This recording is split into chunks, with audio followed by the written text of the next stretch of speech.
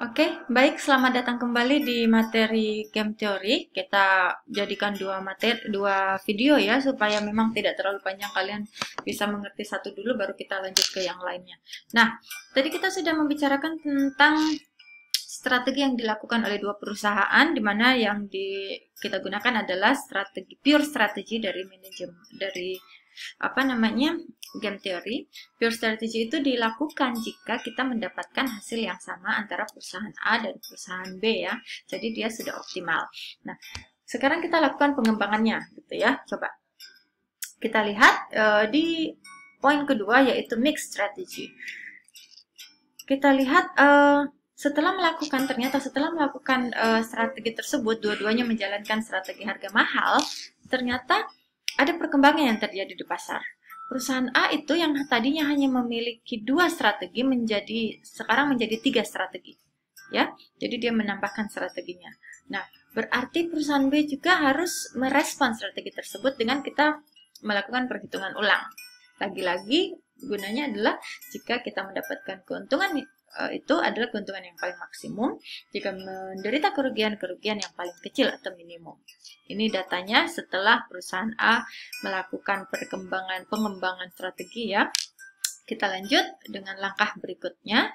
Langkah pertama, sama dengan pure strategy tadi, berarti kita mencari nilai maksimin dari perusahaan A atau yang baris. Ya, dengan cara adalah mencari nilai minimum masing-masing baris. 257 paling minimum 2, min 1, 2, dan 4 paling minimum min 1, 6, 1, 9 paling minimum 1. Dari nilai minimum itu kita cari nilai maksimumnya. 2 minus 1, 1 yang paling maksimum adalah 2. Jadi nilai yang paling baik untuk perusahaan A adalah 2. Kita lanjut ke langkah kedua. Kita buat minimax. Minimax itu adalah nilai dari perusahaan yang kolom atau perusahaan B. Jadi kita cari nilai maksimumnya dulu. 2 min 1, 6. Maksimumnya 6. 5, 2, dan 1 maksimumnya 5. 7, 4, 9 maksimumnya 9. Dari nilai maksimum itu kita cari nilai minimumnya. 6, 5, 9 nilai minimumnya adalah 5. Jadi untuk perusahaan B sejauh ini nilai paling baik adalah 5. Nah, masalahnya adalah 5. Jika A memilih nilai 2, B memilih nilai 5, berarti dia tidak atau belum optimal. Jadi tidak ada saddle point. Oleh karena itu kita menggunakan strategi campuran. Nah, langkah-langkahnya kita majukan lagi. Langkah keempat, ya. Masing-masing pemain akan menghilangkan strategi yang menghasilkan keuntungan atau kerugian paling buruk. Nah, jika kita lihat di sini, ya, perusahaan A itu keuntungan paling buruknya ada di sini, minus 1. Jadi ini dihapus. Min 1, 2, dan 4 ini dihapus. Jadi strategi harga sedang itu dihapus. Sedangkan di perusahaan B, kerugian paling maksimumnya ada di 9, ya, kerugian paling maksimum. Berarti strategi harga mahal dari perusahaan B dihapus. Yang tersisa adalah angka 2, 5, yaitu strategi harga murah, dan angka 6 dan 1, strategi harga mahal untuk perusahaan A.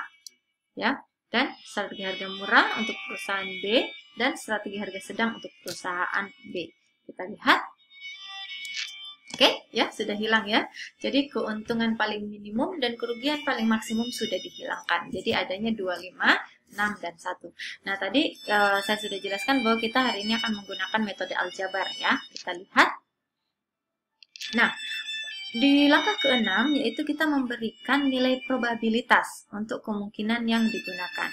Nah, untuk perusahaan A, strategi harga murahnya kita beri nilai P, strategi harga mahalnya kita beri nilai 1 dikurang P. Untuk perusahaan B, S1-nya itu kita beri Q, dan S2-nya itu 1 dikurang Q. Jadi kalian masukkan aja di situ nilai probabilitas yang kita berikan.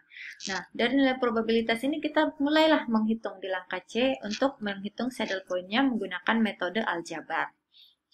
Bagaimana? Kita masukkan nilainya, kita masukkan di sini ya. Jadi 2P ditambah 6 dikali 1 kurang P. Ya, jadi 2 dan 6. Sama ya, 2P tambah 6 dikali 1 kurang P, 2P ditambah 6 kurang 6P sama dengan 6 dikurang 4P.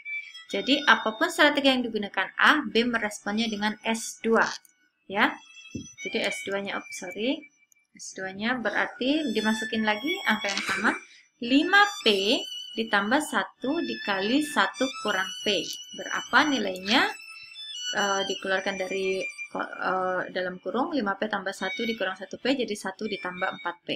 Kita coba 6 dikurang 4P sama dengan 1 ditambah 4P. Oke, kita keluarkan 5, 6 kurang 1 ya, 5, 4P tambah 8P, 4P tambah 4P, 8P, P sama dengan 5 per 8 atau 0,62. Jadi, P-nya itu 0,62. Berarti 1 dikurang P-nya berapa? 1 dikurang 0,62 adalah 0,375. Sekarang kita sudah tahu nih nilai P-nya. Kita masukkanlah di persamaan. Persamaan pertamanya kan ini ya. 2P tambah 6 dikali 1 kurang P. 2 dikali 0,625 karena P-nya 0,625 ditambah 6 dikali 0,75 karena 1 kurang P-nya 0,375 ya. Hasilnya adalah 3,5. Coba kita gunakan persamaan kedua. 5P ditambah 1 dikurang 1 dikali 1 kurang P. Masukkan nilai P-nya, masukkan nilai 1 kurang P-nya. Nilainya sama, 3,5. Berarti dia sudah, perusahaan A itu sudah optimal, lebih optimal lah. Karena tadi perusahaan A itu kan keuntungannya cuma 2 tuh di awal, pada saat kita masih menggunakan pure strategy. Nah, ternyata dengan menggunakan mix strategi dia lebih optimal, naik jadi 3,5. Nah, kita lihat di perusahaan B seperti apa. Langkah 8. Perusahaan B itu, apapun yang strategi digunakan, perusahaan A meresponnya dengan S1 itu maksudnya adalah seperti ini. Kembali ke ini dulu, ya ini ya, Q. Jadi, ini perusahaan A, S1-nya, S1 perusahaan A ya. Jadi, 2Q ditambah 5 dikali 1 kurang Q ya, yang baris ini.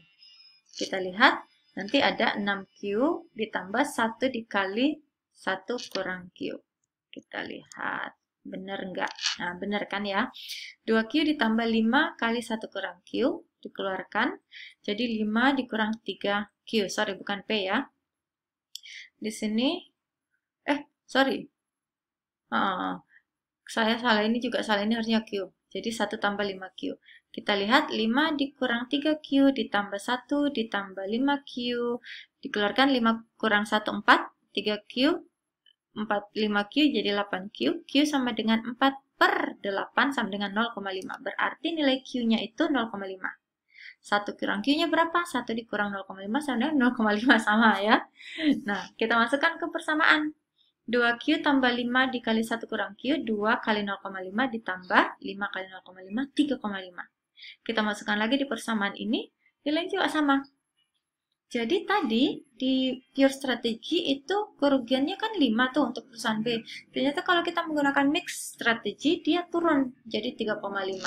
Jadi jika nilai A dan B sudah sama, berarti sudah mencapai saddle point atau sudah optimal. Perusahaan A dan perusahaan B itu menderita kerugian dan keuntungan yang sama ya. Keuntungan maksimalnya 3,5, kerugian minimumnya adalah 3,5. Ini adalah tugasnya nanti.